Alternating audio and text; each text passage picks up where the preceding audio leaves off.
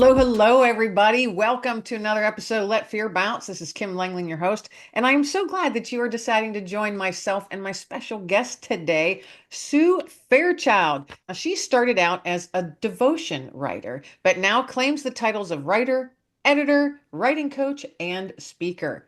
And she has written and self-published 4 books. Her latest novel, actually, this is not her latest novel. One of her novels, Changing Tides, is about grief, the power of community and God's love, and that was released in March of 2024. Her follow-up book, Changing Seasons, was just recently released on October 1st, so just a couple months ago, folks. When Sue isn't writing her own stories, she loves working with other Christian authors who are on their own writing journey and shares the common goal of sharing God's message. Sue and her husband live in north central Pennsylvania with their 4-legged fur baby, Daisy. Sue, welcome to Let Fear Bounce. Hi, so glad to be here. Now, this is kind of fun because I met you at last summer in 2024, June of 2024. I met you at a Christian Writers Conference Yeah. in the area that I live in that I didn't even know that it existed in my area. So it was kind of a fluke that I found that writers conference and was able to meet you and all kinds of amazing authors that week. So, and you are the head of that conference. You're in charge of putting all that stuff together. So I want to thank you once again for doing that. St. David's Christ, say what it Christian is. Writers Conference. Yes. Christian Yeah. Writers Yeah. Conference, Yep. right? Yep. Yeah, Yes. So we have a wonderful board, but I am the current faculty coordinator and the current president of the board. I only have one more year at that president spot though, but yeah, we have a great board that puts everything together. it's a lot of work putting something like that For together, sure. especially For it's sure. a week-long event. That's a tremendous amount of work. So once Yeah. again, thank you for that. I'm So so glad you came. I want to find out what made you, what was that one thing, that little spark that said, I think I want to write. And you started off with devotions. So what made you want to write to begin with? And then what made you go that direction to write devotions? Well, I've always loved English. I've loved writing. I used to say back when I was in school, my favorite tests were the essay part tests, and none of my friends liked those. They like multiple choice better, but I really like the writing because you can convince someone if you write enough that you know about the topic. So I always liked writing. But it wasn't until about 12 years ago, probably I don't know the exact date on that, that I had started going to a new church and I was in the Sunday school and relating this story that related to a scripture passage. And one of the women there said, "That would make a great devotion. You should really write that down." And I said, "Okay, what's a devotion?" I had no clue. I had no idea. So she said, "Well, I just happen to have a writers group that you should come to, and we will teach you how to write it and show you where to get it published." And I said, "Okay." So I did that, and they did help me write it, and it did get published. And I've been writing then ever since. That kind of hooks you once you sell one thing. I mean, it wasn't a huge paycheck, it was like $25, but for 200 words, that's a pretty good paycheck. Um, and I was just hooked. So I just kept writing from there. And then as I delved more into, I started going to the St. David's Christian Writers Conference because she was a part of that as well. I'm talking about Roberta Brocious. I'm sure you met her last year. Um, so it's just evolved from there. And then the editing kind of evolved further. I love grammar and spelling, and it's always been my strong suit. And I just delved into that more. And now that's why I'm expanded and gotten into all these other things. And now you're writing novels. Yeah. From a 200-word story to novels a few years later. Right. Yeah. But now, And folks that might not know what a devotion is, it's a very short story that is written around a piece of scripture, and there's a skill in that to write Mhm. I mean, 200, 250 words. I've seen them up to 500, depends, I Yeah. guess, on where you're reading them at. But Hmm. that's still a very, very short story. Share a little bit how it is that you learned, because there's a skill to that, to make that story a full rounded story in just so many words. share with folks how maybe is there a mindset that you have to get yourself into to actually create and write a devotion? I think it's I think it's difficult. You're right. A lot of writers start out writing much longer pieces, and then to try and narrow down is really hard for them. I started the opposite way because I started with devotions. So it's actually much harder for me to write something much longer. I'm participating in the National Novel Writing Month, or I did in November, and writing that another novel, it takes that discipline for me to write every day. But during that month, you can just write and write and write because you need all the words. A devotion, it is very much about the economy of words. What words have the most impact? What words do you really not need? You really figure out the words that you use in your life and in your writing that you don't need. Those extra words that we just have really no use for. You really don't need to use them. Yeah, So it's very much there's a about the word that, economy. yeah, I like how you say that, the economy of words. Hmm. There is a word that I use a lot, and I don't realize it until I'm reading over what I've written. The word is that. Yes, that's the most common. We call them crutch words or weasel words. Um, that's the most I call them common. unneeded filler words. Yeah, it's the most that is the most common one. And I didn't really, and you don't realize until you start picking up on things like learning as you go, these different things. And I call them filler words. I'm thinking, you take a few online courses or you're at a writer's conference and you're learning these little tips and tricks and you just kind of incorporate them into, then when you start looking at stuff, you're going, oh my gosh, why did I use that 27 times? Yes, yes. Mine are that, just, very. Other authors I've worked with ly words. Everybody Yes. uses a lot of ly words. You often don't need that, or often other words are stronger.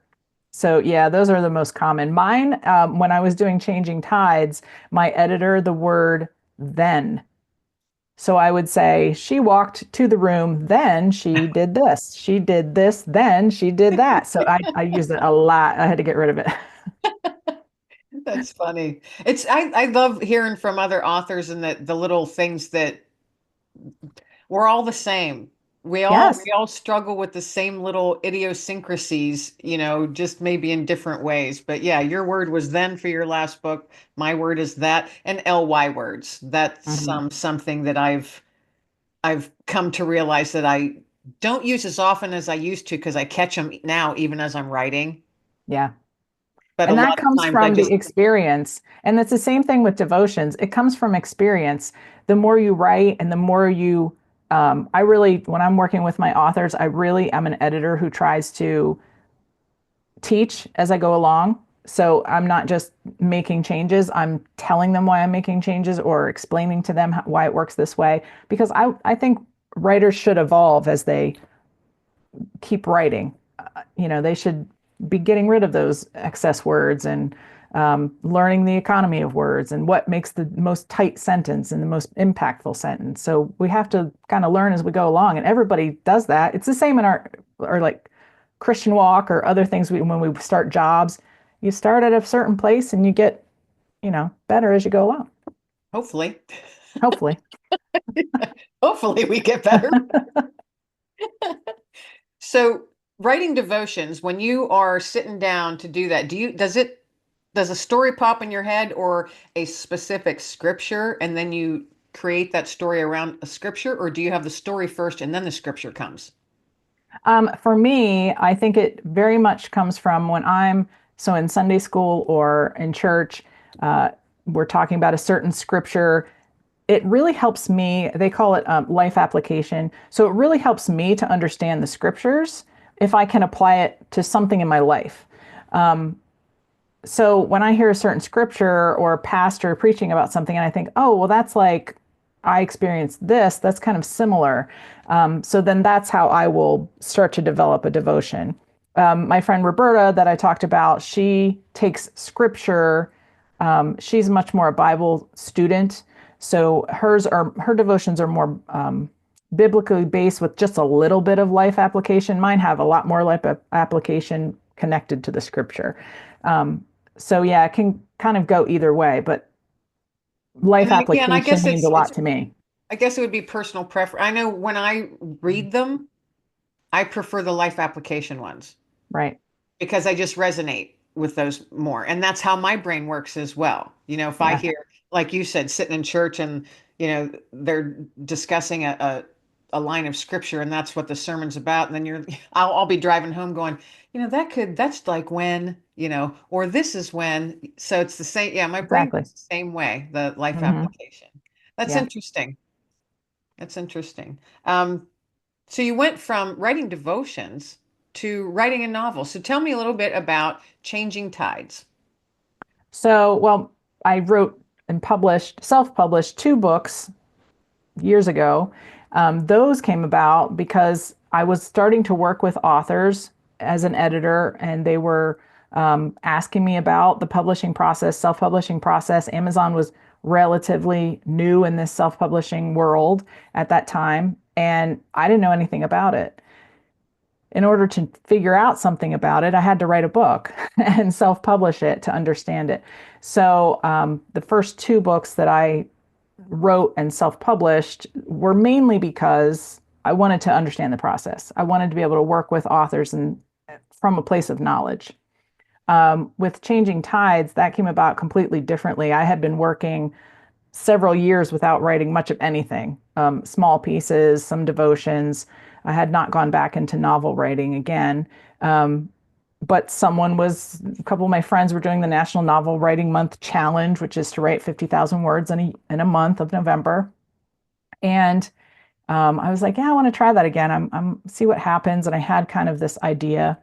Um, so I went with it and was able to meet the challenge and finish my 50,000 words at the end of the month and just went from there. So now it's a little bit of an addiction. Now that November comes around, it's kind of like, okay, I have to write another book.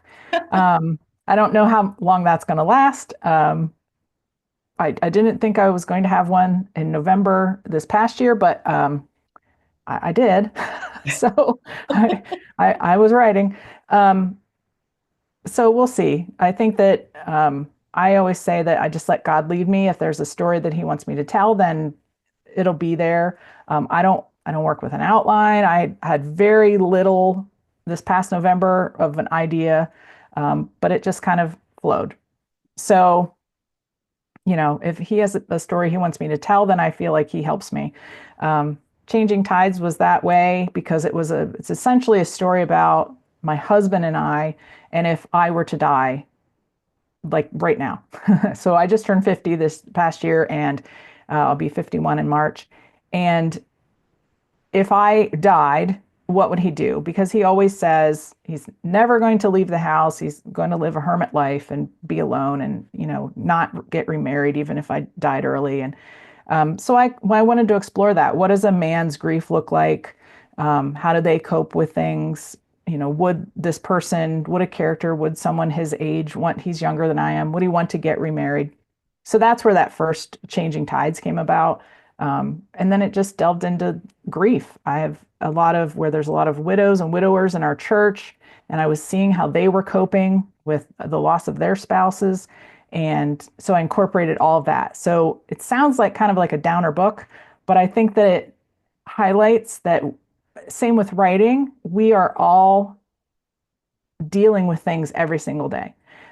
Every single person deals with grief. You cannot avoid it. You cannot avoid grief in your life. You're always going to have someone in your life that dies, and you have to cope and you have to deal with it.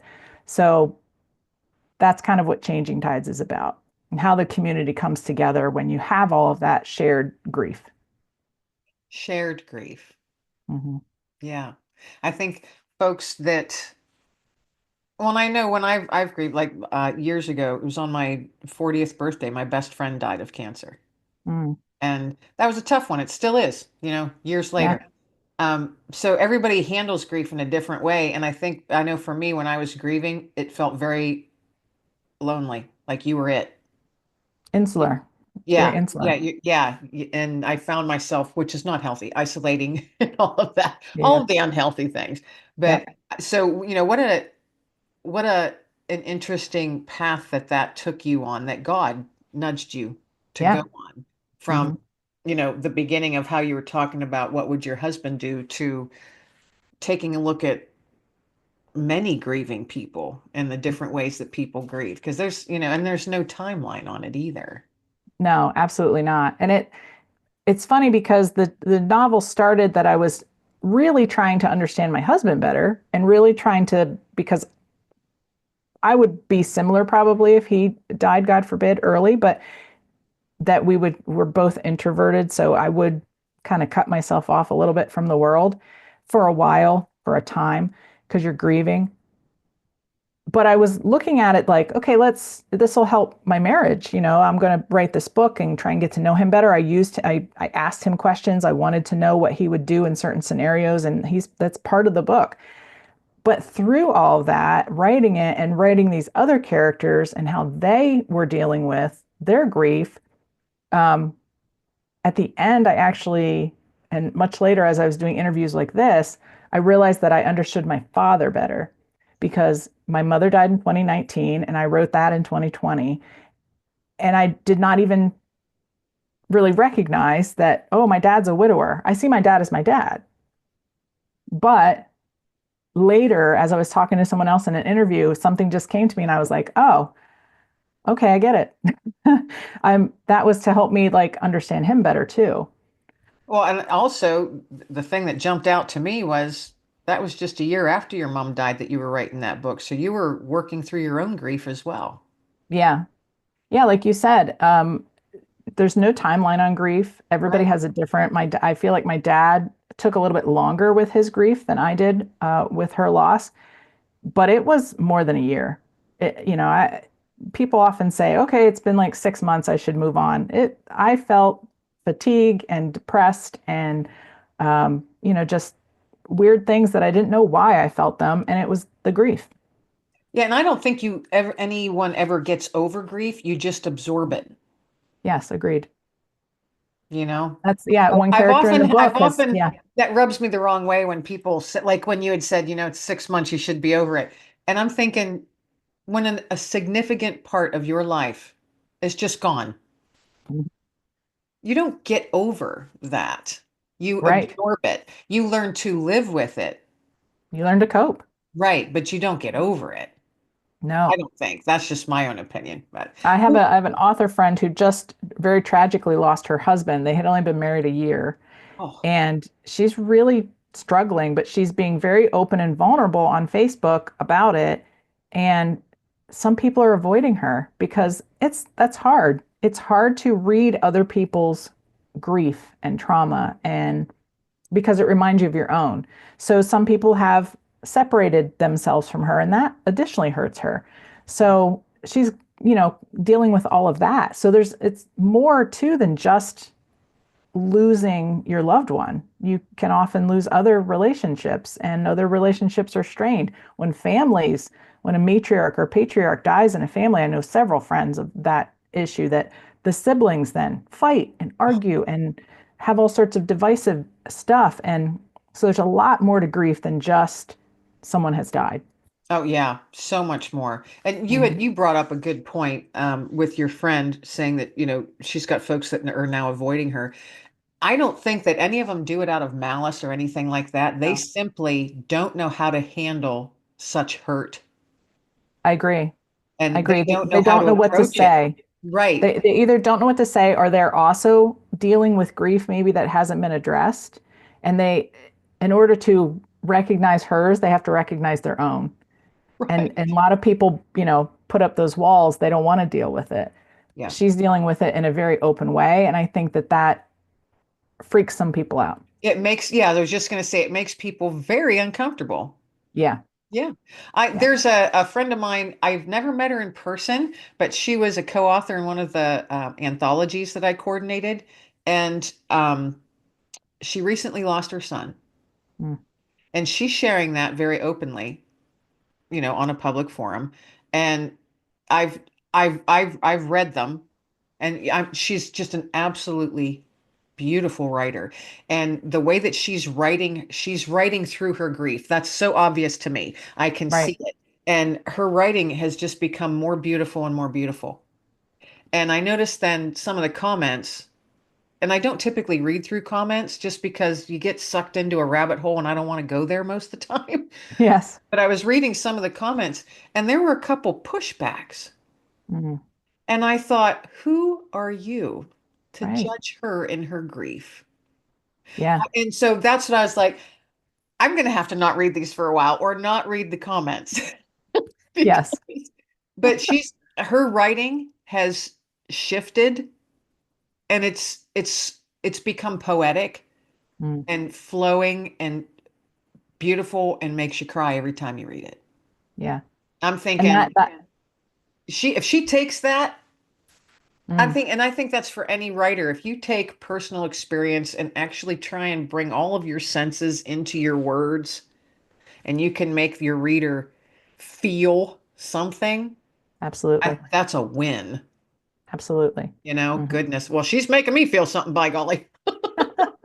And Man. I always think about the verse that God can take anything and make it purposeful, something out of nothing, something out of hurt, beauty through ashes. So other people are understanding grief through her and helping their own grief to open up. And even those folks maybe that are pushing back, they don't want to yet. They don't want to deal with it yet. But I think it will eventually help them too. I hope. Pray. And she's I'm pretty sure she's a Christian because she's very honest Hmm. in what she writes. But it's just amazing to see the shift in how her writing has changed. I mean, drastic change, but beautiful, Yeah. beautiful Yeah. nonetheless. So, your second book, is that a sequel to the first, or is it a completely different story? I don't like to say it's a sequel because you don't really have to read Changing Tides to read Changing Seasons. But in Changing Tides, Gabriel, my main character, he's in the Outer Banks and he meets a tourist who's there for the week named Nora. But she has to leave because you're there for a week on vacation and you go home. So many of my readers said, "What happens to Nora? We need to know what happens to Nora." So I was like, okay, well, that's the second book. I guess that's how that works. So Changing Seasons is Nora's story. Gabe is still in that book as well. So they do connect, but I don't like to say it's a sequel. And the third that I wrote that hopefully will be coming out maybe this year, will isn't connected at all. So Oh, it's not, I mean, not really. So it's yeah, it's a series only in that they're like similarly titled. yeah. So, is the third one, do you have a title that you're able to share, or you have to keep that secret I'm for a going to while? hold on to that right now because it might change. So I'm not sure Dang. yet. It'll be changing something because we're So going you to, it's got changing changing season. tides and changing seasons, and I'm like, all right, Yeah. what comes next? What? I've been brainstorming with a lot of my author friends. So yeah. And I can actually say that I've seen that online. Yeah. Hmm. Yes. And it's fun to see everybody's ideas Yeah. that come Yeah. through. It is fun And to see. really, I did not have much of an idea for that third book. And during a St. David's Zoom call, several people were throwing out Yeah, titles to me. And I was like, oh, okay, some of those I could work with. So then that's when the things started working in my brain. And right, right. so, that's why critique groups and friends and are all important. And I love brainstorming, just, random, Yes. and I was just recently with a couple other ladies from England actually that I met during COVID. We met online and Mm, we've stayed friends. So once a month we meet online because they're in, England. Once a yeah. month we meet online and have coffee. They Oh, have that's great. tea because it's tea time when we're talking and I'm in the morning with coffee.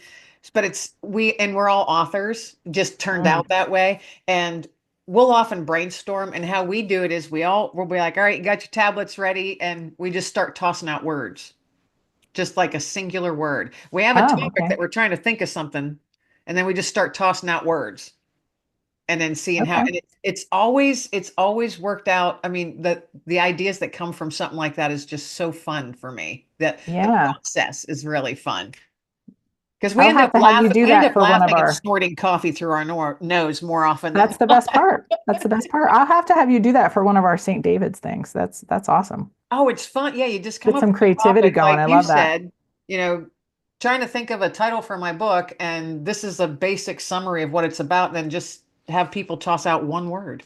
Yeah, And that's someone great. lists them all down, then you read them all back. And then it's so fun to see all those little lights go popping, you know?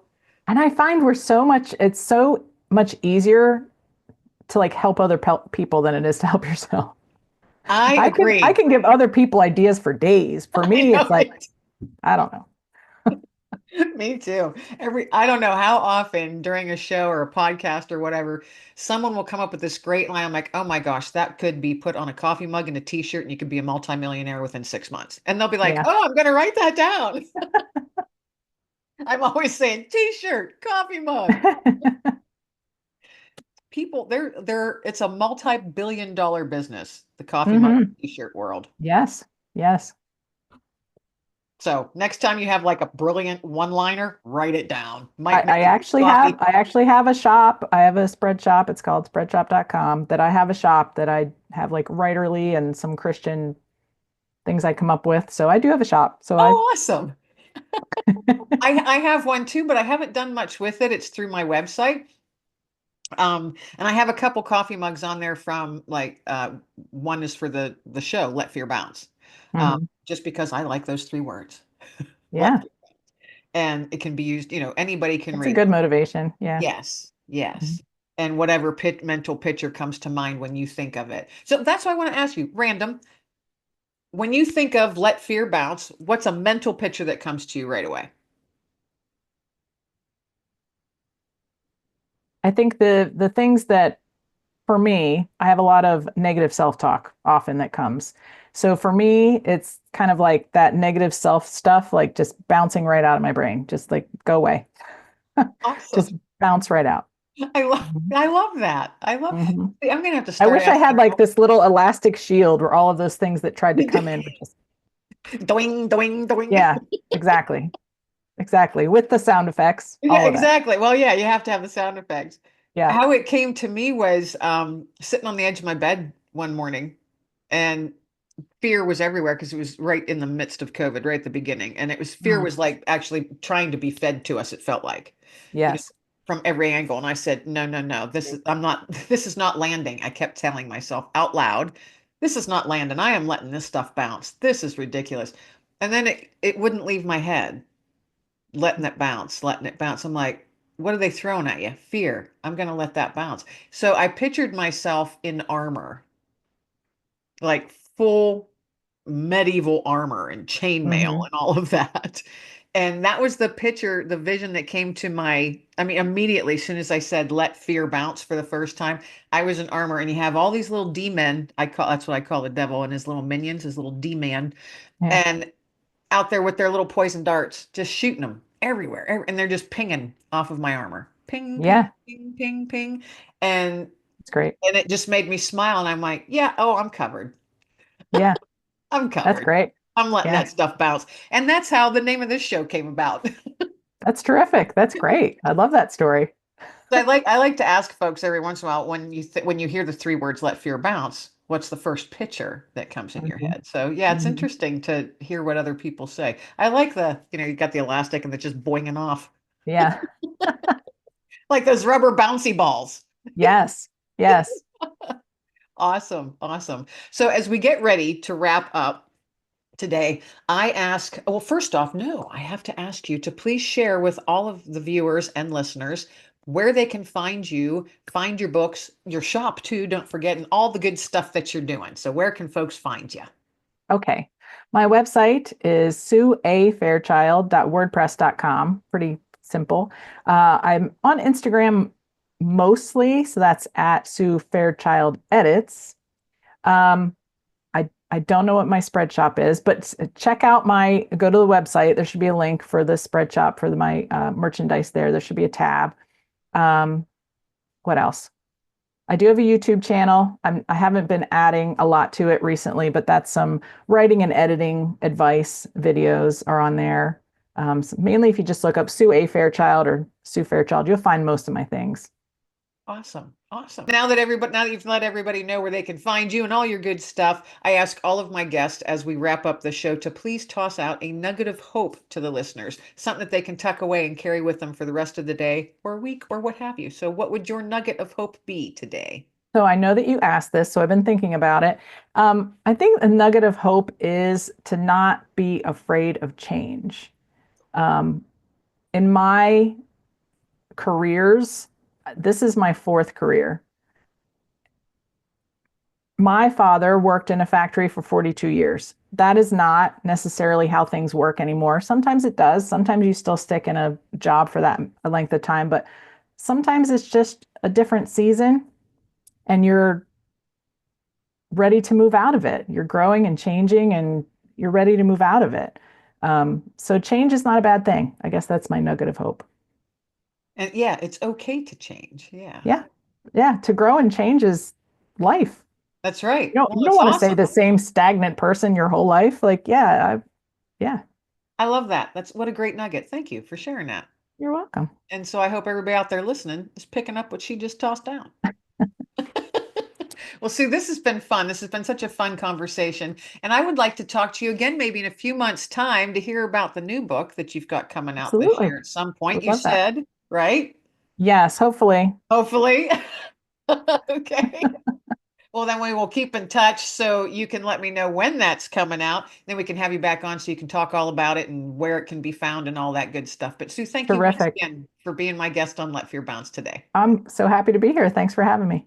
Everybody out there listening, thank you once again for tuning in. Remember, new episodes upload each Wednesday, folks. So don't forget while you're there to like, subscribe, share, all the good things. Do all those good things. This is Kim Lengling, your host of Let Fear Bounce. Everybody be well, stay well, and above all, be blessed.